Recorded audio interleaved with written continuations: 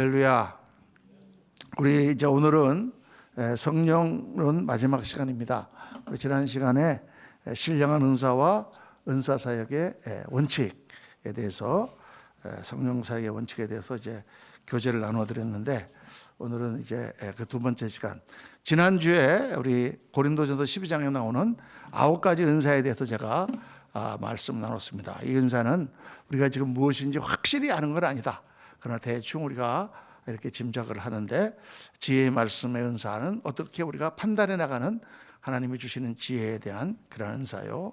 지식의 말씀의 은사는 하나님의 말씀을 더 깊이 알고 깨닫고 하나님의 뜻을 깨닫는 그런 은사다. 믿음의 은사, 신유의 은사, 능력 행함의 은사, 예언의 은사. 예언은 특별히 하나님의 말씀을 증거하는, 하나님의 앞에서 하나님의 뜻, 하나님의 인도하심을 대언하는 그러한 것이 예언이다. 지금 이 시대에 있어서는요, 우리가 특별히 예언은 하나님의 말씀을 우리가 받는 그런 내용이 중요합니다. 예를 들어서 기도를 해봤더니 당신 지금 미국으로 갈지어다라든가 아니면은 가게를 팔지어다라든가 이런 예언은 제가 100% 확실한 게 아니다 그랬습니다. 자기가 기도해서 받아야 되고, 딴 사람이 나한테 꼭 예언을 해줘야 될 그런 경우도 있지만은 그렇지 않은 경우도 많이 있습니다. 저 옛날에 어떤 분을 만났는데, 그분이 청년부 가운데 이렇게 있었는데, 이분이 기도를 했는데 하나님께서 갑자기 자기한테 말씀을 하셔서 저 여자 여학생, 저 처녀랑 결혼해라 이렇게 주셨다 그래요. 그래가지고 가가지고 자매님, 제가 기도했는데 하나님께서 제가 당신하고 결혼하라고 말씀을 주셨습니다. 이렇게 얘기를 하니까 그 자매가 당황해갖고 하나님 말씀이라는데 순종해야 될지 말아야 될지 그렇게 저한테 물어봤나, 하여간 누구한테 물어봤어요. 그래서 제가 딱 그랬습니다. 그건 아주 쉽다. 그 하나님의 예언인지 아닌지, 하나님 주시는 말씀인지 아닌지 어떻게 하느냐. 자매님한테도 똑같이 하나님이 그렇게 말씀하시면 그건 하나님이 다르면 두 분한테 그렇게 주신 거고, 자매님은 전혀 그렇게 생각하지 않는다, 성령의 감동이 없다 그러면 아니니까 걱정하지 말아주세요. 근데 우리가 이제 이런 하나님의 음성을 듣는다든가 하나님의 뜻을 깨달을 때 조심해야 될 거는, 그게 자기 생각일 수 있습니다. 자기가 어떤 거를 이렇게 굉장히 바라고 있어. 그러면은 꼭 자기한테 그런 음성을 하나님 말씀하시는 것처럼 생각이 된단 말이죠. 또 그게 때로는 악한 영의 그런 음성일 수도 있습니다. 또 성령님이 주시는 음성일 수도 있어요. 그런데 우리가 보통 여기서 이제 하나님이 주시는 그런 예언의 은사라든가 어떤 특별한 말씀을 주실 때는, 그 말씀을 성령님이 주셨다는 확고한 확증이 옵니다. 내 마음 가운데. 하나님이 이렇게 말씀하시는구나. 하나님이 말씀하시는구나. 그 말씀이 아주 강력하게 나한테 임합니다. 그러니까 제가 예를 들어서 옛날에 한번 간증했잖아요. 뉴욕에서 이렇게 사역하고 있는데 어느 날 낮에 띵동하고 있어서 거기 이제 도둑이 많으니까 교회 동안다고 다 이렇게 철장 문으로 이렇게 정보해놨는데, 누가 이렇게 배를 띵동 불러서 이렇게 나가보니까 웬 거지가, 홈리스가, 한국 사람 홈리스가 와 있더라. 그래서 내가 이제 문을 빼꼼하게 열고, 어떻게 오셨죠? 이렇게 내가 물어봤단 말이에요. 어떻게 오셨죠? 거지니까 당연히 돈 얻으러 왔겠지. 이 사람이 거짓말을 막 늘어놓고 그래가지고, 제가 약간 듣다가 알았다고 그러고는 주머니에서 5불짜리, 우리 돈으로 치면 한 5, 6천 원 되죠. 요즘은 이제 좀 올라서 7천 원 정도 되는 그런 5천 원짜리 한 개를 딱 주고, 안녕히 가세요 그러고 문을 차닥 다시 닫고 들어오는데 하나님께서 부탁 말씀하시는 거예요. 제 마음속에 정말 강력하게 말씀하는 거예요. 네가 목사냐? 이렇게 말씀하시는 거예요. 네가 목사냐? 그러면서 길 잃은 어린 양이 세상을 방황하다가 하나님의 집을 찾아왔는데, 하나님의 종이라고 하는 네가 문을 열고 어떻게 오셨어요? 어떻게 오셨어요? 계속 그 말씀을. 제가 다시 뛰어나가 보니까 없어졌어요. 그래서 얼마나 그때 하나님 앞에 울면서 제가 회개를 했는지 모릅니다. 그런 게 하나님의 음성이죠. 하나님의 음성입니다. 또 우리 교회당을 사게 됐는데 그 목사님하고 만나가지고 계약을 다 했어요. 이제 그 40만 불, 42만 불이니까 이제 우리가 그냥 한국 돈으로 4억이라 칩시다. 10만 불에 1억 이렇게 지금은 이제 1억 4천쯤 되지만 계산하기 복잡하니까 한 4억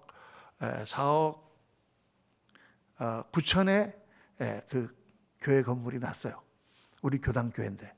그래서 제가 가서 그게 아주 오래된 교회입니다. 조그만 교회인데 옛날에 우리 교단을 창설하신 A.B. 심슨 목사님이 그 교회당에서 신유 사역을 하던 그런 교회당이에요.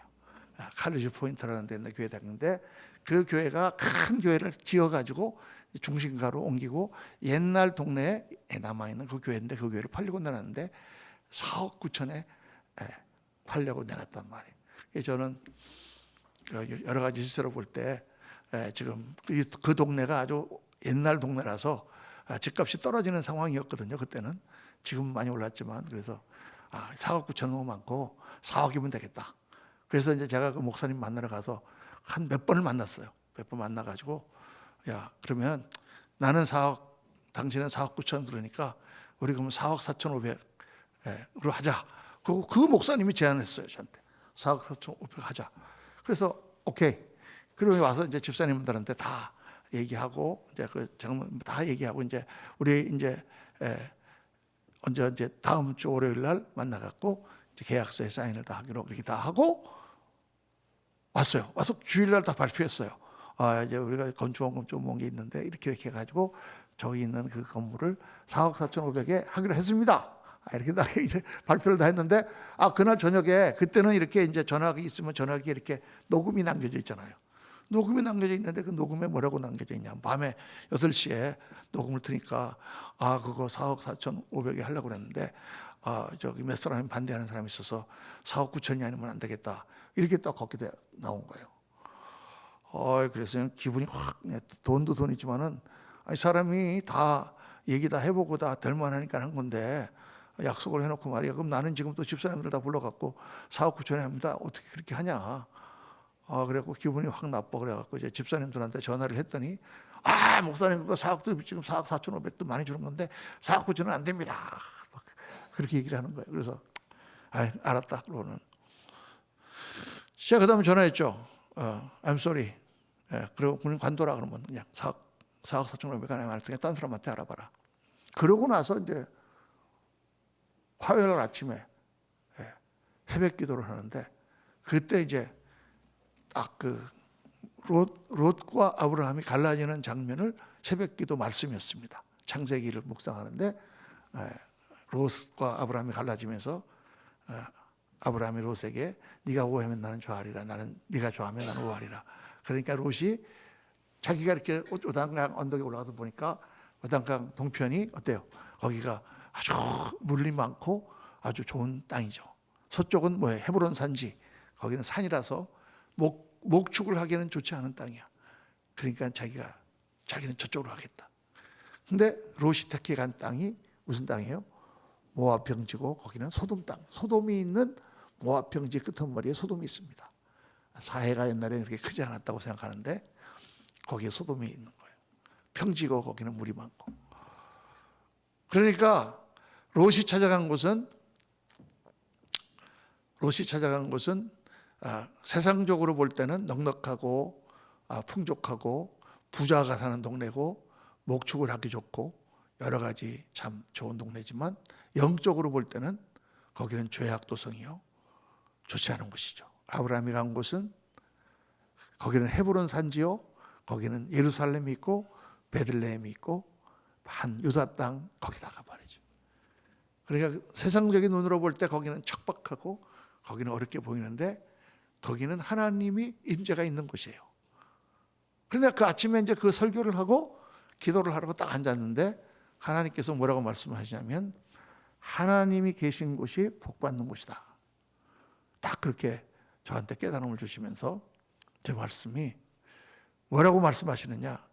그 교회는 더 지금 돈이 필요하다 이렇게 말씀하는 거예요. 그 교회는 지금 300만 불짜리 건물을 지어갖고 가는 교회예요. 300만 불이면 우리나라 돈으로 3천억 정도 되잖아요. 30억인가? 30억. 30억짜리 건물을 지어갖고 하는데 30억 맞나? 우리는 지금 4억짜리 건물을 사는 거잖아요. 우리는 지금 조그만 교회고 그거는 몇백 명이 되는 교회야. 그런데 그 교회는 더 돈이 어렵다. 하나님께서 그렇게 말씀하시면서 이웃 교회를 도와주는 것도 좋다 이렇게 말씀하시는. 그래서 그래.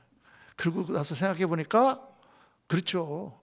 큰 교회가 그 많은 돈을 들여서 공사를 할 때는 더 재정적으로 어려운 거예요. 우리 뭐 4억, 5억 이거 하는 거야. 뭐 우리도 어려웠지만 그래도 이건 액수가 작잖아. 근데 거기는 크게 교회를 지어가니까 뭐 보나마나 어려울 거구나. 그래서 내가 다시 이제 생각을 하고 집사님들한테 다시 전화를 했죠. 이만저만해서 내가 기도를 했는데 하나님께서 그냥 사라고 그러신다.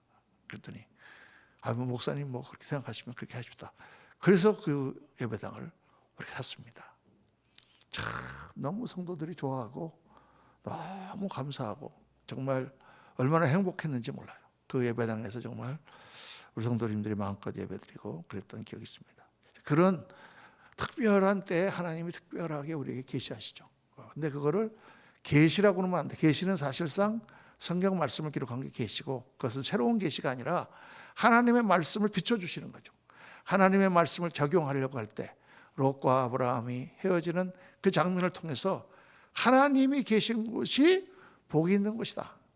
세상적인 계산으로 복 있는 거가 복 있는 것이 아니라 하나님이 함께하는 것이 복 있는 것이다 라는 것을 깨닫게 해주시는 거죠. 할렐루야. 그게 교회 사역의 원리예요, 여러분. 하나님이 기뻐하시는 쪽으로 가는 게 교회 사역의 원리예요. 인간적인 생각으로 이게 옳다 그러다라고 생각하면 안 돼. 물론 인간적인 계산을 안 하고 그냥 무지막지하게 하나님 기뻐하시니까 뭐 막 다 북한으로 뛰어들어가서 순교합시다 이러자는 얘기가 아니죠.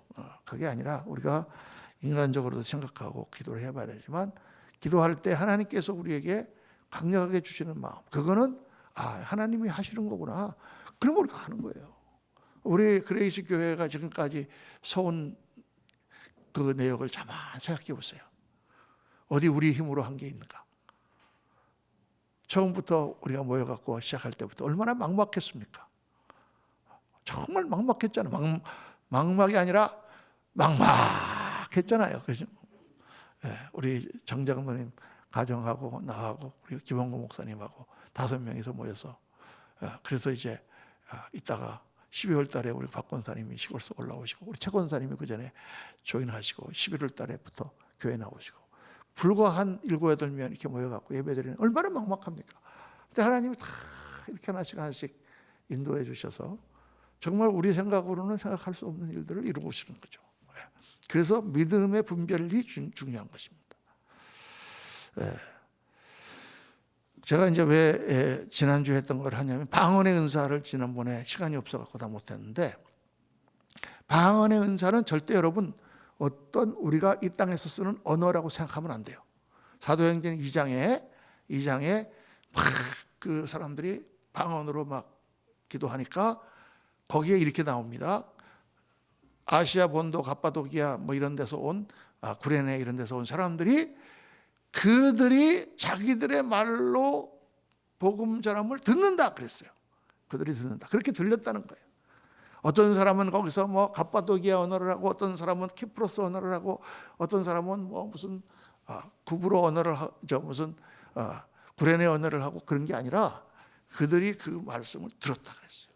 그러니까 그거는 인간적인 언어가 아니에요. 갑자기 그 사람들이 뭐 프랑스어를 잘하게 됐다거나 이태리어를 잘하게 됐다거나 그렇게 생각하면 안 돼. 그래서 헷갈리는 거예요, 자꾸 사람들이. 그래서 무슨 무슨 방언이 있고 무슨 방언이 있고 이렇게 구분하는데 전혀 그렇지 않습니다.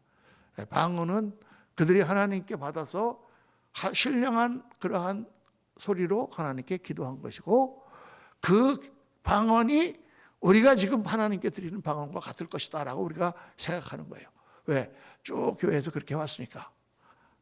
그런 전통으로 해왔기 때문에 우리가 그렇게 생각하는 것입니다. 그리고 성령의 부흥의 은사가 있을 때는 방언의 역사들이 항상 있었어요. 1907년도에 그랬고 그 전에 1800년대에 찰스 피니의 그런 운동도 그랬고 그 후에 일어났던 여러 가지 부흥운동에는 항상 방언의 역사가 있었어요. 그래서 방언은 우리 고린도전서 12장부터 14장까지를 잘 보면 방언은 자기가 그 뜻이 자기도 무슨 뜻인지 알아듣지 못한다 그랬어요. 우리 마음의 열매를 못 맺힌다 그랬어요. 그러니까 그거는 어떤 소리로서 우리에게 그거 하는 게 아니에요. 영으로 하나님께 기도하는 거라 그랬거든요. 영으로. 그러니까 방언 기도를 해야 됩니까? 해야 되는 건 아니에요. 그런데 하면 좋습니까? 엄청 좋습니다. 그러니까 될 수 있으면 여러분들이 다 방언을 받으시기를 저는 예수님 이름으로 축원합니다. 방언 기도는 뭐와 같으냐? 제가 기도에 대해서 한번 설명을 잘 해본 적이 없는데 말씀을 드리면 기도를요 우리가 여러 가지 기도 방식으로 기도할 수 있어요. 가만히 묵상으로도 기도할 수 있어요. 또 하나님 아버지 감사합니다 이렇게 우리가 이 대표 기도하는 식으로도 기도할 수 있어요. 그렇죠? 또 어떤 사람은 막 말을 빨리빨리 사람에게 감사 빨리빨리 할 수도 있어요. 그렇게 기도를 할 수가 있는데 묵상 기도는요. 묵상 기도는 굉장히 힘듭니다. 묵상 기도는 마음이 하나님께로 모아져서 아무 말 하지 않고 하나님과 영으로 교통하는 건데 그런 자리에 들어가기 전까지는 굉장히 힘들어요. 그래서 묵상 기도를 하면은 두 가지 현상이 일어나는데 첫째는 잠이 와요. 졸려. 그러니까 새벽 기도 때 묵상 기도하고 있으면 하고 잡니다. 100% 잡니다. 아니면 잡념이 자꾸 들어와. 딴 생각이 자꾸 나. 기도해야 되는데 자꾸 딴 생각이 나요. 그래서 동성 기도하고 소리를 부르짖어 기도한 너희는 내게 부르짖으라. 내가 내게 응답하겠고 크고 비밀한 일을 내게 보이리라. 하나님 말씀하시잖아요. 그래서 쫙 하고 하나님 앞에 막 기도하면 그 자기의 소리와 자기가 집중하는 것 때문에 그 자기가 기도하려는 기도 제목이 올라간다고 말이에요. 올라가는데 이 그냥 소리로 내서 기도하는 거하고 방언 기도하고 뭐가 다르냐? 방언 기도는 영어로 기도하는 것이기 때문에 내가 소리를 내는 거에 내가 신경 쓸 필요가 없어. 내가 이 소리를 내려고 그러면은 성령 사역의 원칙 이렇게 다 얘기를 해야 되잖아요. 그렇죠? 그러면 내가 지금 어떤 사람을 위해서 기도를 한다 칩시다. 우리 김현미 자매님을 위해서 기도한다고 칩시다. 그러면 하나님 아버지 김현미 자매님에 대해서 기도합니다. 그러면 이제 김현미 자매님이 지금 학원을 하고 있는데 학원이 어떻고 지금 애들이 지금 뭐 있는데 어떻고 또 이름이 뭐였더라 가만히 있어봐. 걔가 이름이 뭐 세진이고 막 이렇게 기도를 해야 되잖아. 그죠? 그러니까 생각을 하면서 기도를 하게 된단 말이죠. 그러니까 기도 속도가 늦어요. 그러니까 예를 들어서 여기 지금 있는 이 포인터를 여러분 한번 묘사를 한번 한다고 생각해 보세요. 옛날에는요 이거를 다 어떻게 했냐면 묘사를 해서 타이프라이터로 쳐서 보냈어요. 저기 아프리카에 가서 뭐 물건을 샀는데 이런 물건을 하나 사와야 됩니다. 그러면 이 물건을 어떻게 해야 되느냐? 타이프라이터를 다 쳐가지고 그걸 텔레타이프라 그래서 이걸 찍었어요. 그래갖고 가운데는요 조그만 원이 있는데 거기는 4개의 방향으로 된 스위치가 있고 가운데도 스위치가 있습니다. 위에는 레이저 핀이 달려 있고요. 까만색이고 위에는 몇 센치고 몇 센치고 이거를 다 해가지고 이거를 보내도 이게 뭔지 정확하게 몰라. 그 묘사만 가지고는. 그걸 스페시피케이션, 스펙이라고 그러는데 스펙만 갖고 잘 몰라. 근데 요즘에는 기술이 발달해서 어떻게 합니까? 그걸 착하닥 사진을 찍어가지고 팩스나 또는 카톡으로 딱 보내면 요거 자세한 설명할 필요가 없어. 딱 요거 이렇게 하죠. 그렇죠? 그래서 제가 딱 설명이 잘 났어요. 방언은 뭐 같으냐면 하나님 앞에 사진을 보내는 거라 생각합니다. 사진. 그러니까 내가 김현미 자매에 대해서 기도할 때 막 김현미 자매님의 우리 큰 딸이 지금 세진 어쩌고 또 세훈 이렇게 뭐 이렇게 기도할 필요 없고 김현미 자매 딱 하면 그냥 딱 사진이 떠올라. 촥. 그 집에 갔는데 그 집이 풍경이 떠오르고 거실이 떠오르고 있는 숟가락통에 숟갈이 몇 개 있는 게 떠오르고 그냥 쫙 떠올라. 그 가정이 다 떠올라. 아이들이 떠오르고. 그러니까 그 픽처가 갑니다. 그 그림을 놓고 하나님께서 이렇게 이 가정을 해주시옵소서 하고 그 축복을 확 거기다 본 다음에 쫙 기도하면 그냥 쫙 하나님 앞에 사진 전송이 되는 거야. 할렐루야. 저 설명이 잘 됩니까? 네. 그래서 방언 기도는 엄청난 파워가 있어요. 아침에 기도할 때, 네. 새벽 기도할 때 새벽에 이제 오늘 뭐 옛날에 대신방을 한다 그러면 하루에 3가정 신방하지 않습니까? 그러면 3가정에 대해서 그냥 기도를 탁 하면은 그 집을 신방했을 때 그 집에 있는 가구부터 시작해서 그 집에서 사는 형편이라든가 지금 가게를 하고 있는 가게가 지금 어떻게 돌아가고 있는가, 애들이 지금 어떻게 속을 새고 있는가 하는 게 다 떠올라요. 그냥 쫙 떠올라. 그러면 그냥 가서 신방 가서 얘기하는 거하고 똑같아. 하나님께 기도하면 하나님께서 말씀을 탁 주세요. 그렇게 해서 이제 딱 말씀 받아고 가죠. 어떤 집에는요, 이제 제가 이제 그때는 초창기 이제 해라서 그 당시에는 이게 그 뭐라 그러지, 칼렌더라 그러나 이렇게 수첩 같은 거 있잖아요. 목회 수첩 보면 맨 앞에는 달력이 있고 이제 달력에 자기 스케줄 다 쓰고 뒤에는 메모하고 이러는 게 있는데, 그 달력에다가 이제 다 이제 신방 가는 집마다 말씀하고 그걸 다 써놨었어요. 그래가지고 이제 하나님께서 원하시는데, 이 집은 요한복음 21장에 베드로와 시몬이 만나는데 말씀을. 그래서 이제 그 집은 믿음 생활을 오래 하고 교회를 오래 다녔는데 사랑이 없어. 그래서 가서 요한의 아들 시몬아, 내가 나를 사랑하느냐, 그 말씀을 제가 딱 전했어요. 전하고 이제 같이 밥 먹고 그러고 왔는데, 그 다음에가 된 거야. 그 다음에 또 매년마다 대신말이가. 그래서 그 과정을 위해서 막 기도하는데 하나님께서 딱 말씀 주시는 거예요. 요한복음 말씀을 21장. 그래가지고 가서 그 말씀을 증거했어요. 그 말씀을 증거하고 이제 같이 또 얘기하고 나오는데 가만 있자. 이 집을 내가 작년에도 이 말씀을 전했던 것 같은데, 작년에도. 그래서 우리 집사람한테 물어봤어요. 여보, 이 집에 내가 작년에도 이거 요한복음 21장 이 말씀 전하지 않았나? 그랬더니 글쎄 그런가? 집에 와서 수첩을 딱 작년 달력을 찾아보니까 딱 그 말씀이에요. 왜냐? 그 집이 그 말씀을 받았지만 1년 동안 하나도 변하지 않았어. 하나님께서 정확하게 똑같은 말씀을 또 주시는 거야, 그 집에. 그래서 제가 참 신기하구나. 정말 놀랍구나. 그러니까요, 얼마나 기도가 파워풀한지 몰라요. 그러니까 방언 기도를 하는 것과 방언 기도 못하는 것은 기도의 영성에 큰 차이가 있습니다. 방언 기도를 안 하면 기도를 오래 못해, 피곤해서. 그냥 조금 하다 보면 그냥 입도 아프고 그냥 목도 아프고 막 그렇게 되잖아요. 근데 방언으로 기도하면 목도 안 아파, 목도 안 쉬어. 그냥 하나님 앞에. 근데 왜 그 소리가 필요하냐? 그 소리가 있어야 하나님 앞에 집중이 되고 그 그림들이 잘 떠올라요. 그 소리를 안 내고 그냥 가만히 묵상하고 있으면 그 집에만 떠오르는 게 아니라 온갖 집이 다 떠올라. 그래서 잘 안 돼요. 그래서 저는 방언은 하나님 앞에 보내는 특별 기도다. 영적인 기도다. 그래서 여러분 방언을 꼭 하실 수 있기를 바랍니다. 방언을 또 어떻게 배우느냐 이렇게 하는 분이 있는데, 무슨 방법을 써서 배우는 것보다 제가 지난번에도 말씀드렸지만은 간절히 사모하시면 돼요. 오늘 말씀 가운데 중요한 말씀 몇 가지를 하는데 지금 시간이 많이 가서, 자, 오늘 중요한 거 하나가 성령은 소멸되는가? 성령은 소멸되는가? 성령이 소멸될까 안 될까요? 소멸됩니다.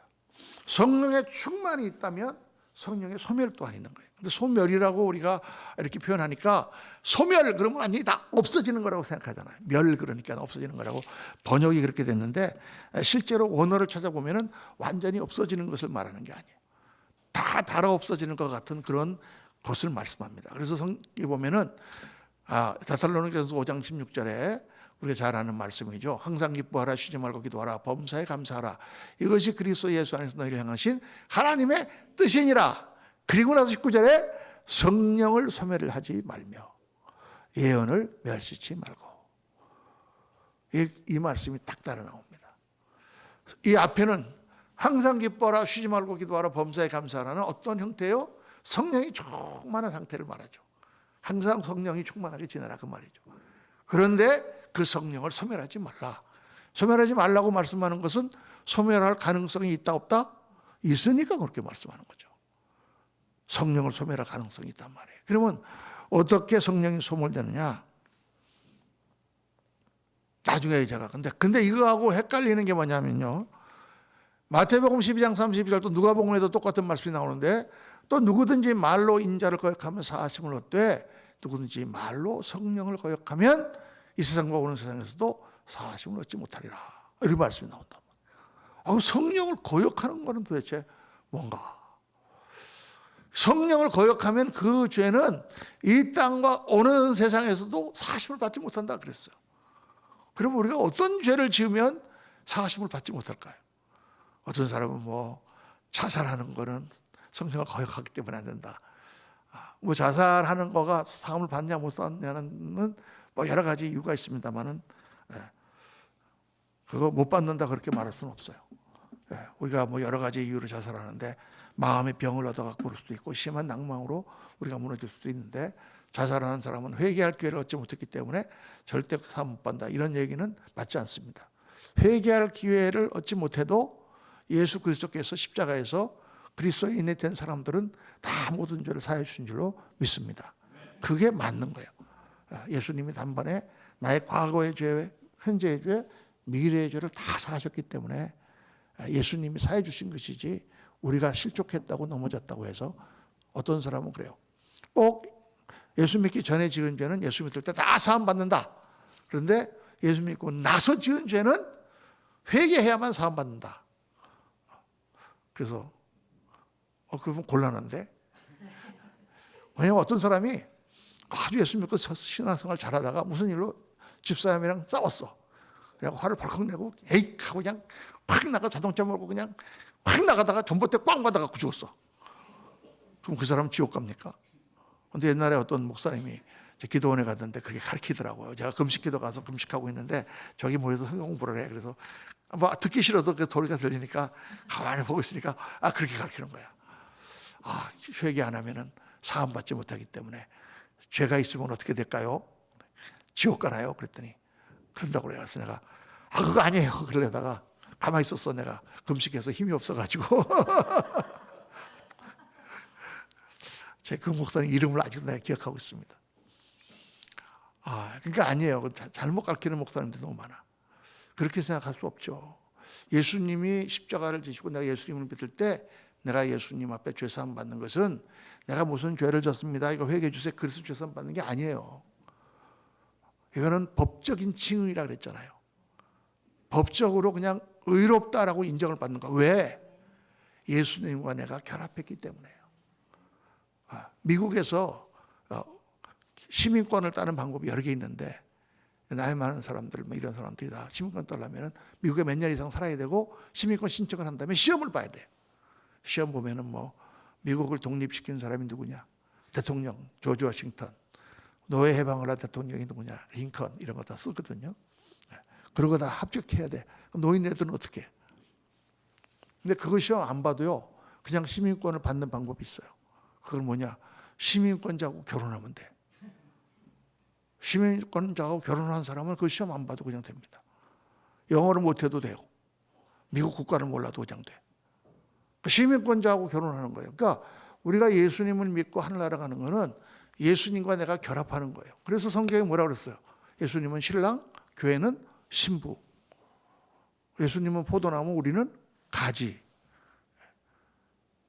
그러니까 하나님의 뭐가 된다 그랬어? 우리가 자녀.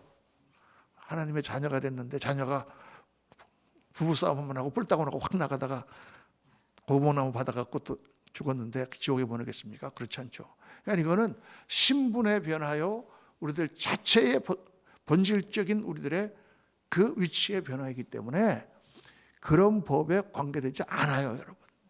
그거는 확신을 가지시기를 주의 이름으로 축원합니다. 그러면 그 죄를 마음대로 져도 괜찮네요? 괜찮지 않죠. 죄를 지으면 어떻게 됩니까? 하나님과 나와의 거리가 멀어진다 그랬어요. 관계가 멀어져요. 부모님한테도 죄를 지으면 부모님하고 나와 관계가 멀어지게 수밖에 없어요. 부부지간에 죄를 지으면 막 피해서 도망 다녀야 돼. 그렇죠? 그러니까 죄가 하나님과 우리 사이를 막기 때문에 죄를 지으면 하나님과 우리가 거리가 멀어지는 거예요. 그러니까 예수님이 베드로의 발을 씻기시면서 내가 네 발을 씻기지 않으면 너와 내가 상관이 없느니라. 관계가 없어진다라고 말씀하신 거죠. 그러니까 아니 발만 아니고 머리 다 씻겨주시옵소서 하고 말하니까 베드로야 온몸을 다 씻은 자는 발밖에 씻을 필요가 없다. 이미 너희들은 다 씻김을 받았기 때문에 예수님의 그 십자가 구속 가운데 예수님과 결합한 자이기 때문에 다니면서 묻는 그러한 죄만 회개함으로 주님과의 관계가 유지된다고 말씀하는 거죠. 그거는 분명하게. 그런데 그러면 이 세상과 오늘 세상에 사심을 받지 못한다고 하는 성령을 거역하는 죄란 도대체 무엇인가? 그거는 성령을 거역한다는 것은 예수 그리스도를 거부한다는 뜻이에요. 예수 그리스도를 거부하는 이 말씀이 나온 그 배경이 어디냐면 바로 바리새인들이 예수님을 대적할 때 이 말씀하신 거거든요. 바리새인들은 구원받지 못했어요. 예수님을 그들은 믿지 않았기 때문에. 그러니까 성령을 거역한다는 것은 그리스도를 배척한다는 뜻이에요. 예수 그리스도를 배척하는 것에 대해서는 성경에 구원에 관한 이야기가 없습니다. 왜? 하나님께서 유일한 구원의 문으로 우리에게 제시해 주신 분이 예수 그리스도이기 때문에. 내가 곧 길이요 진리요 생명이니 I am the way, the gate, the truth. 하나님만이 유일한 문이기 때문에 그 문으로 들어가지 아니하는 자는 구원이 없어요. 하나님 요즘에 자꾸 이렇게 그 신학자들이라든가 유튜브에서 이렇게 말씀하시는 분들이 자꾸 다른 얘기를 많이 말씀하시죠. 굉장히 박식하고 그런 교수님인데 지금 전 세계에는 그런 신학적인 그 조류가 전 세계에 가득합니다. 그건 뭐냐? 한 번도 예수님을 들어보지 못한 사람들은 하나님께 구원받을 가능성이 있다. 또 어린아이가 아직 예수님을 믿어야 되느냐 안 믿어야 되느냐 선택할 수 없는 그런 경우에는 구원받을 가능성이 있다. 구원받을 가능성이 있다. 구원 안 받을 가능성도 있다. 그거는 우리가 모르죠. 모르는데 성경이 가르쳐 주는 거는 확실하게 구원받는 방법을 우리에게 가르쳐 주셨어요. 예수 그리스도를 믿으면. 그리고 일반적인 텀으로 모든 사람이 죄를 범하였음에 하나님의 영광에 이르지 못하더니라고 말씀하고 있습니다. 그러니까 그게 가장 바로. 그러니까 우리가 목숨 걸고 나가서 선교하는 거죠. 그 사람도 차라리 구원받을 가능성이 있으면 차라리 가서 선교 안 하는 게 낫지 않을까? 어리하고 지들 법대로 살다가 착하게 산 사람은 그래도 구원받지 않을까? 그건 굉장히 인간적인 생각이에요. 성경은 말씀합니다. 성경은 구원이라고 하는 건 하나님의 손에 달린 것입니다. 마지막 때에 모든 사람을 다 하나님께서 부르셔서 흰 보좌에서 심판하신다고 말씀하셨죠. 요한계시록 20장에 흰 보좌의 심판이 있습니다. 물론 하나님께서 그때 이순신 장군도 세종대왕도 다 그때 판단하시겠죠. 하나님이 알아서 하시겠죠. 그런데 하나님께서는 일반적으로 우리에게 뭘 말씀하셨냐면 모든 사람은 다 죄인이고 하나님의 영광에 이르지 못한다라고 말씀하셨어요. 그 다음에 두 번째 중요한 진리는 그런데 예수 그리스도께서 십자가에서 우리의 모든 죄를 사하셨기 때문에 예수님을 붙들고 그분과 내가 결합하면 믿음으로 결합하면 우리는 구원을 받는다라고 성경은 약속을 하셨어요. 그게 신약이에요. 신약. 그 약속 붙들어야 됩니다. 하나님께서 그냥 아기 때 죽은 자를 구원하실까 그거 하나님께 맡겨. 그건 맡겨요. 그건 우리가 알 수 있는 차원이 아니야. 그건 성경에서 말씀을 안 해놨어. 그걸 그냥 무조건 다 지옥 간다 그러면 또 하나님이 왜 다 지옥 보내시나 이렇게 생각할 거 아니에요. 그렇죠? 근데 그거는 그냥 맡겨. 그러나 예수 그리스도를 받아들이는 자는 확실하게 100% 구원 얻는다고 성경 말씀하시라. 그거는 분명한데 그리스도가 전파되었을 때 그것을 배척하면 구원의 길이 없다는 거예요. 배척하는 자는 이 땅에서도 구원을 받지 못하고 오는 세상에서도 사함받지 못한다고 말씀하셨어요. 그러니까 예수님을 꼭 전하고 믿어야 돼. 이 시대에는. 그래서 우리가 열심히 전도하는 거죠. 하나님께서 다 역사하셔서 구원하시지만은 우리에게 그 말씀을 전하라고 그랬으니까 열심히 전도하는 것입니다. 말로만 전도하는 게 아니라 행실로도 전도하고 우리의 삶을 통하여 물질로도 전도하면서 사람들을 인도해야 되는 거예요. 안 그러면 그렇게 열심히 인도할 필요가 뭐 있겠어요. 요즘에 이렇게 유튜브랑 이렇게 보면은 신학교 교수님들이 나와서 여러 가지 막 하는데 세상 사람들한테는 인기가 있을지 몰라도 성경적으로 조금 이렇게 삐뚤어진 걸 많이 합니다. 자, 그래서 고린도후서 13장 5절 다 같이 한번 읽겠습니다. 너희는 믿음 안에 있는가? 너희 자신을 시험하고 너희 자신을 확증하라. 예수 그리스도께서 너희 안에 계신 줄을 너희가 스스로 알지 못하느냐. 그렇지 않으면 너희는 이거 고린도후서는 누구에게 쓴 편지죠? 누구에게 쓴 편지가 중요해요? 누구에게 쓴 편지입니까? 고린도 후서는 고린도 교인들에게 보낸 편지예요. 성도들에게. 성도들에게 뭐를 얘기했냐면 그 성도들이 예수 믿는 사람들이 아니에요. 다 예수 믿고 교회 나오는 사람들이에요. 근데 그들에게 너희가 믿음 안에 있는가? 너희 자신을 시험하고 너희 자신을 확증하라 그랬어요. 여러분 죽을 때까지 우리가 해야 되는 것입니다. 내가 믿음 안에 있는가? 왜? 내가 믿음 안에 있다가도 그 믿음에서 쓰러져서 엉뚱한 짓을 하고 하나님을 배반하고 그렇게 할 수가 많이 있기 때문에 믿음이라는 게 뭐냐? 믿음이라는 거의 정의 자체를 나중에 제가 구원론 때 다시 말씀드리려고 하는데 믿음은 한번 따라합시다. 믿음은 순간적이면서 동시에 지속적이다. 이게 굉장히 중요한 것입니다. 믿음은 순간적이면서 지속적인 거예요. 사랑은 어떻습니까? 오늘 사랑합니다. 내일은 사랑 안 해. 모레 사랑합니다. 급히는 안 해. 이게 사랑입니까? 그거는 변덕이지 사랑이 아니지. 믿음은 믿습니다. 그랬다가 못 믿겠는데 믿습니다. 못 믿겠는데 그 믿음입니까? 아니단 말이에요. 그러니까 믿음이라는 거는 순간적으로 내가 믿습니다. 주님을 받아들입니다. 나의 구주로 내가 주님을 영접합니다. 할 때 순간적인 믿음이지만 그 믿음을 지속해야 돼요. 그래서 히브리서에 뭐라 그랬냐? 두렵고 떨림으로 구원을 이루라 그랬어요. 이루라. 그러니까 오늘날 이 20세기 말에 복음주의가 뭐가 지금 잘못됐냐면 굉장히 잘못됐어요. 가르침이. 많은 논란들이 있는데 그 논란이 딱 이것 때문이에요. 뭐냐? 믿음이라는 것을 순간적인 믿음으로만 정의를 하고 만단 말이에요. 그래서 전도해가지고 사형리 가지고 나가서 당신 일영리 하나님은 우리를 사랑하십니다. 이영리 근데 우리는 죄를 지어서 하나님과 떨어졌습니다. 삼영리 예수 그리스도 십자가를 지시고 죄를 다 사셨습니다. 사영리 예수님을 믿으면 하늘 나라로 갑니다. 요거 딱 전도하고 믿습니까?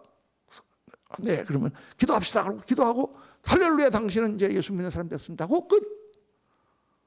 이렇게 된단 말이에요. 그러면 당신은 영원히 하나님 나라의 자녀가 됐다라고 생각하고 끝.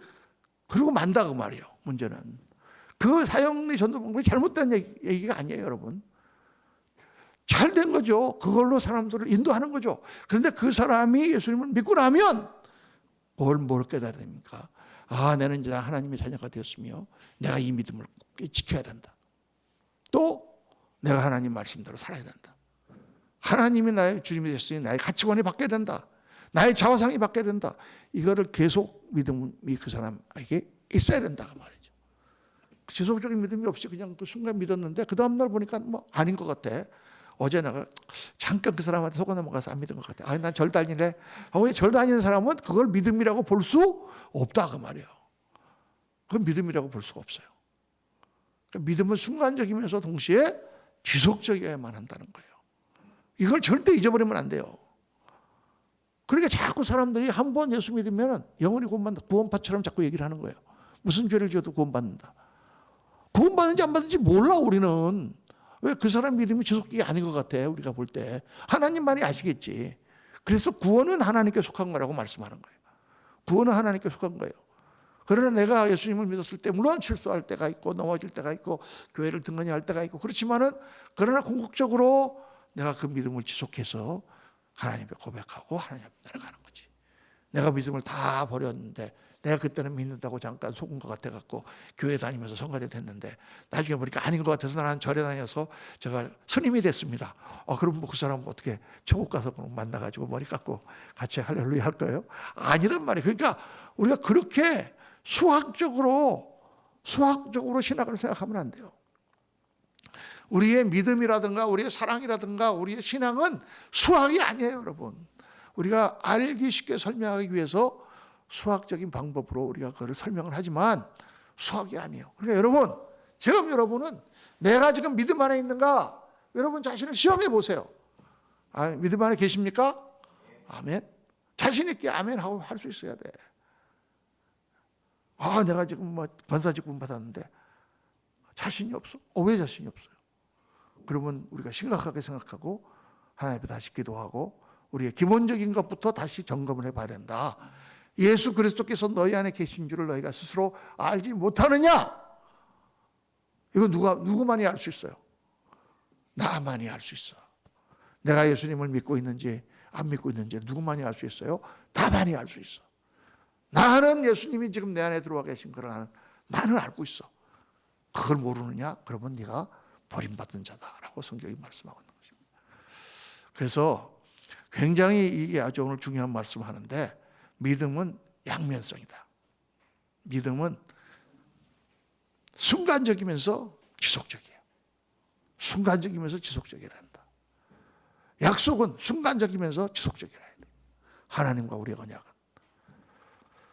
아주 굉장히 중요한 겁니다. 그래서 성령을 소멸한다는 뜻은 뭐냐? 궁극적으로 성령의 영향력이 극소화되는 현상입니다. 성령의 영향력이 충만할 때는 성령이 충만하게 임해서 나의 영과 혼과 나의 육을 지배해. 육이 나를 지배해서 막 힘이 나. 병도 막 나. 할렐루야. 정신을 막 지배하니까 막 내 생각이 막 하나님 생각과 하나님을 향한 사랑과 감정으로 막 성령이 역사하셔서 눈물이 막 나고 내 인생이 막 깨달아지고 막 죄가 깨달아지고 이런 역사가 막 일어나. 성령이 충만할 때는 하나님이 막 생생해. 막 여기 앞에 계셔 그냥 하나님이.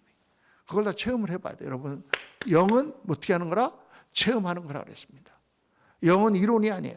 체험을 하는 거예요. 정말 하나님, 살아계신 하나님을 체험해야 돼요.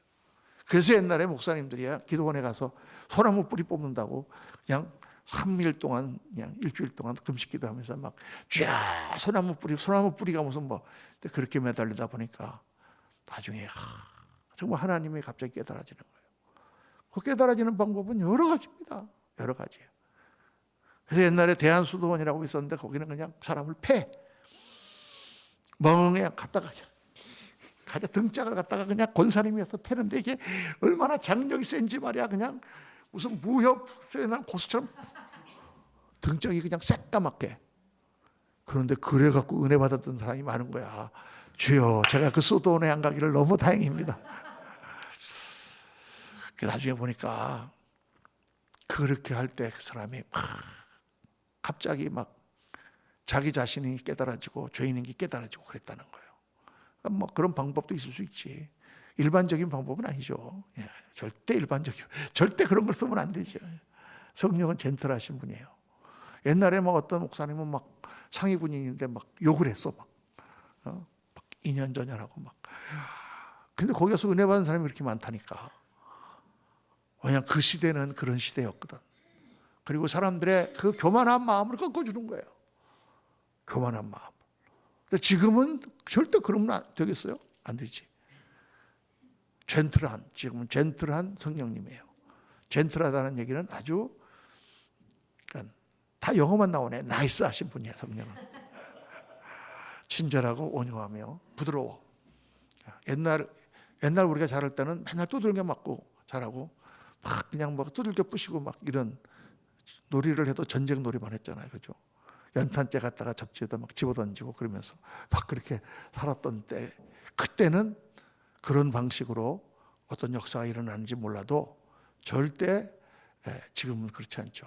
그 성령에서 문화를 타고 역사하시고 사람들의 여러 상황을 타고 역사하시니까 그런 방법이 있지만, 문제는 성령님이 나에게 확 임하시면 내 자신의 실상이 깨달아지고 내 죄가 깨달아지고 호련히 하나님이 계신 것이 깨달아지고 그게 느껴지고, 그러니까 막 눈물이 막 비오듯이 쏟아지는 거예요. 그리고 막 힘이 나고 즐겁고 걱정이 안 되고, 돈이 한 푼도 없어서 지금 빚이 막 산더미 같은데도 막 할렐루야 막 찬양이 나오고, 남들이 보면 확실히 미친 사람이죠. 확실히 미친 사람입니다. 성령이 취하면 에베소서 사정에 보면은 술 취하지 말라 이런 방탕한 것이니 오직 성령의 충만을 받으라 이 말씀이 나오죠. 그러면 많은 사람이 그걸 해석을 어떻게 하냐면, 술 취하지 말라 이런 방탕한 것이니, 술 취하는 것은 뭐냐? 세상적인 것을 상징한다. 세상적인 것에 빠지지 말고 성령의 충만을 받으라 이렇게 해석합니다. 그런데 그런 해석이 아니에요. 그렇게 해석하면 안 돼. 술 취하지 말라. 왜 술 취하는 것과 성령을 충만을 받는 것을 같이 대조해가지고 그 말씀을 써놨을까? 왜 대조했을까? 그거는 그냥 술 취하는 게 세상적인 거고 성령에 취하는 게 신령한 거니까 이렇게 비교한 게 아니고, 성령에 취하는 것이 술 취하는 거하고 비슷한 면이 있기 때문이에요. 술 취하면 어떻게 됩니까? 난 이리 가고 싶은데 이렇게 가잖아. 그죠? 자기 몸과 자기 생각을 가늠을 못해. 그렇죠? 그것처럼 성령의 충만을 받으면 하나님의 인도하심을 받아서 내가 생각하는 것 이상으로 내가 능력을 바라고, 내가 생각하는 것 이상으로 깨달아지고, 내가 생각하는 것 그게 아니라 하나님이 기뻐하신 방향으로 우리가 움직이게 된다는 것을 말씀을 하는 거예요. 거기는 그런 대조가 거기 있다는 거 우리가 발견을 해야지. 그 지식의 말씀의 은사인 것 같아, 내가 볼 때. 할렐루야. 아니 실제로 그렇습니다. 실제로 주석책을 보면 그런 주석을 쓰신 분들도 많아요. 그러니까 성령이 충만하다는 것은 성령의 영향력이 극대화되는 현상이다. 영혼육에. 그러니까 성령이 소멸된다는 건 뭐냐? 성령의 영향력이 극소화되는 현상이 일어난다 그 말이에요. 어떻게 하면 일어나느냐? 세상의 영이 나를 지배하면,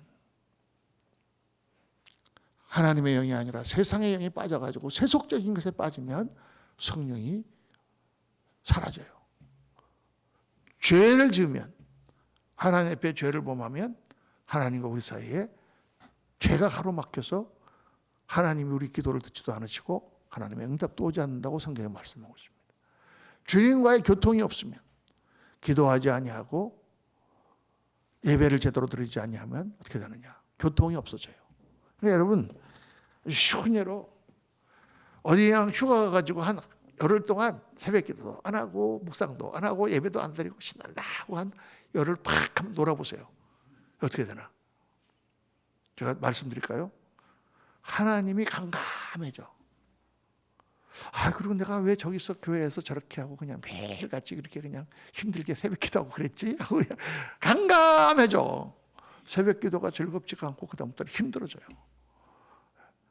영적인 교통이 없으면 강감해지는 거예요.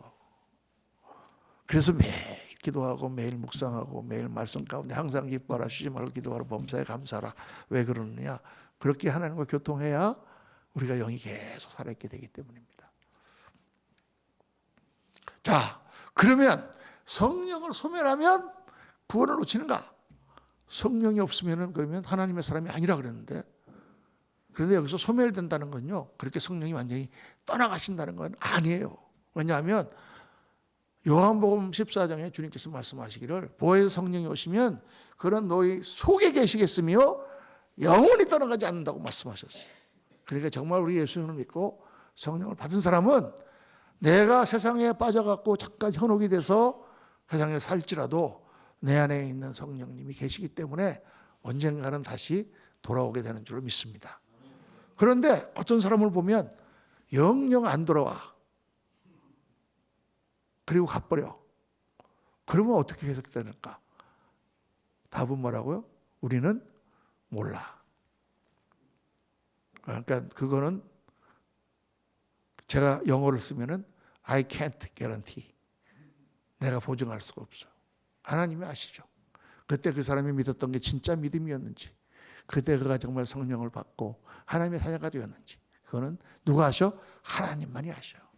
그가 지속적인 믿음을 지키지 못하고 방황하다가 그냥 믿음을 저버렸다. 우리는 몰라. 그래도 그 사람이 옛날에 그 성가대하고 그 사람은 그때 막 울면서 막 기도하고 그러지 않았어요. 근데 히브리서 6장을 여러분 자세히 살펴보세요.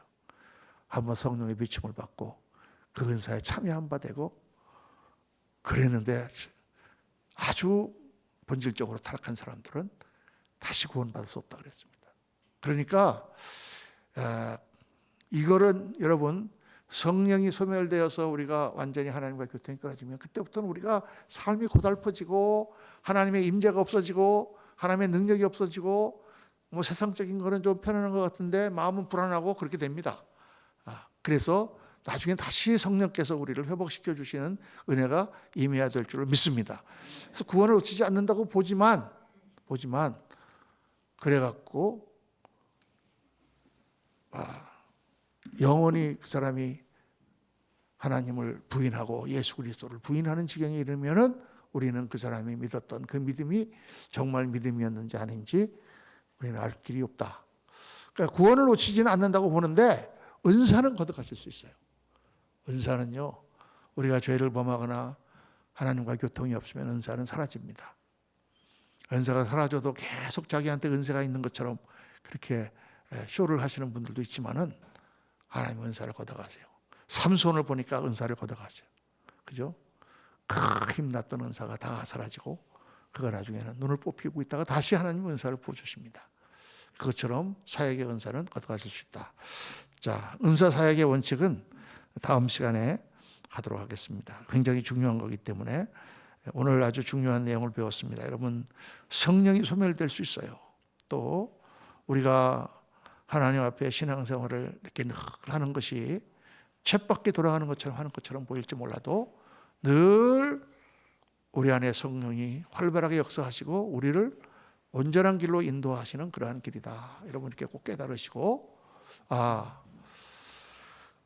우리에게 성령의 충만을 주시고 또 은사도 주시고 또 방언이라든가 다른 은사도 주셔서 하나님의 신령한 것을 분별하며 더 주님 앞에 가까이 나아가며 하나님과 정말 깊은 교제를 할 수 있는 그러한 자리에 들어갈 수 있도록 도와주옵소서. 이 시간에 우리 주여 한번 부르짖고 통성으로 같이 기도하겠습니다. 주여